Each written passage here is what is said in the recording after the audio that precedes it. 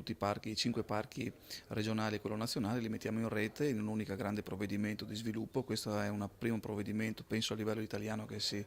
di semplificazione, dall'altro una governance molto più snella, quindi poche persone che gestiscono in maniera elevata i parchi che sono di livello nazionale, e poi uno smaltimento anche in termini di costi, perché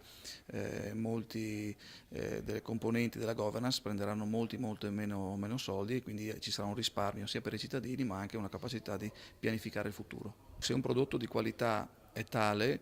vale ancora di più se proviene da un ambiente tutelato, quindi le aree protette avranno un ruolo sempre più importante, ma non saranno tanto invasive quanto lo sono state in passato sullo sviluppo dei cittadini. È importante anche la prossima mossa, che sarà quella di fare l'interregionalità come prevede la legge quadro nazionale, che è la 394 del 91, dove che il parco Delta del Po faccia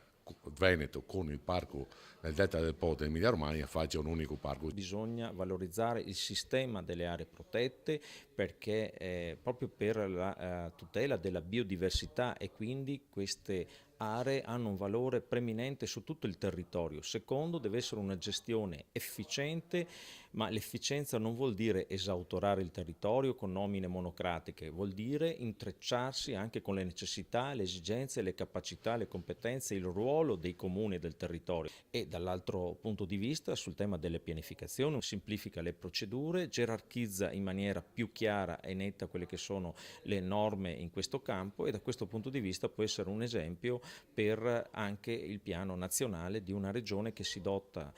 di una nuova legge che guarda avanti e soprattutto in linea con quelle che sono le indicazioni europee. Nella proposta di legge contemplata dalla Giunta non c'è il ruolo dei sindaci del territorio, che invece avevano presentato una specifica proposta di legge. Oggi è importante però superare questo aspetto e cercare di capire che i parchi possono essere un'opportunità per la valorizzazione del nostro territorio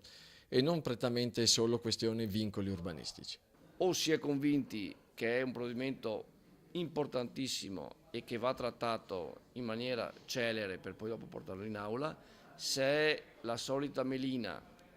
o addirittura un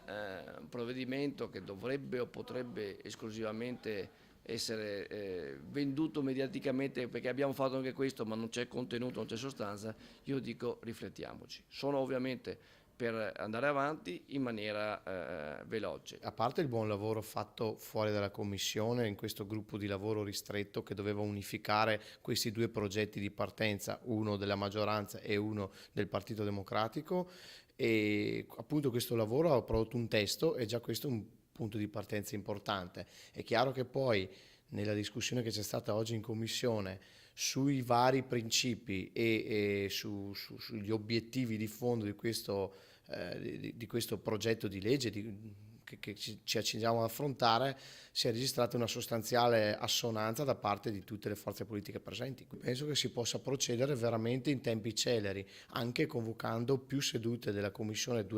nelle prossime settimane proprio per affrontare questo tema.